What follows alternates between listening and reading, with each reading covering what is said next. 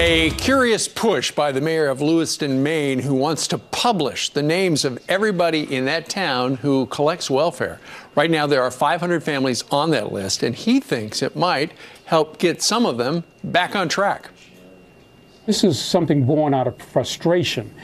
For 3.5 years, I've been putting all kinds of welfare laws. I've been submitting them, and they're going, the legislature is just tanking them. This is what I'm going to do as long as I'm mayor, is to try to get some welfare reform up there. Here for a fair and balanced debate, Rebecca Vallis from the Center for American Progress and Seton Motley, the president of the D.C.-based nonprofit Less Government. Good morning to both of you. Good morning. Seton, you say that shame is a powerful motivator. What do you mean? Well, we know it is because the left has warped and redirected it and wants to shame taxpayers for not paying enough taxes and for wanting to know what government money is being used to do. Bob Dole in his terrible '96 presidential campaign said we've lost shame as a motivating factor in our society.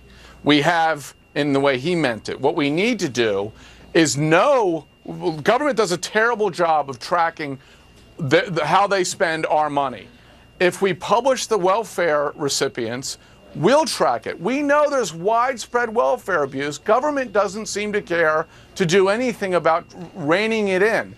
If the American taxpayers who are paying the freight know who's getting welfare, they can keep a better eye on who's abusing the system, etc., and perhaps we can do some real serious welfare reform. Okay, Rebecca, the key to what he just said were the people who are abusing the system. There are some people, we all know, abuse the system. They go on it for years. But there are others who, run into a tough spot and they might have to go on public assistance for a while. What's the matter with putting the list out there of the people who are winding up with money out of the taxpayer's pocket?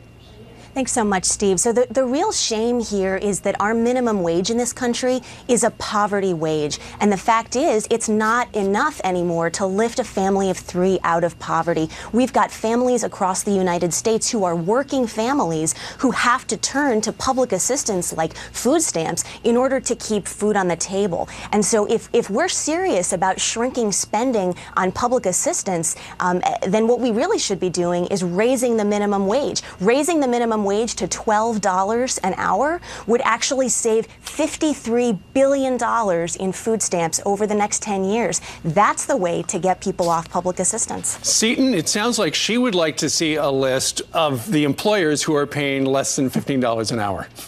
Well, which is different than the list of people on welfare. Yeah, once again, let's shame the people who are creating jobs rather than, shaming the people who are receiving welfare. And of course, she's got half the table right on raising the minimum wage. Of course, the number of people on assistance will explode because of all the jobs that will be killed as a result of the raising of the minimum wage. The problem is a family of 3 is not supposed to be living on a minimum wage. If you're making minimum wage, you shouldn't be having children and being on and trying to raise a family on it. Okay, Rebecca, I'll give you the final word. Well, the fact is, we've actually got research finding that the cost of low wages in this country is $152 billion per year. That's taxpayers subsidizing low wages in the form of government assistance that people have to turn to. That's the real problem here. Let's raise the minimum wage.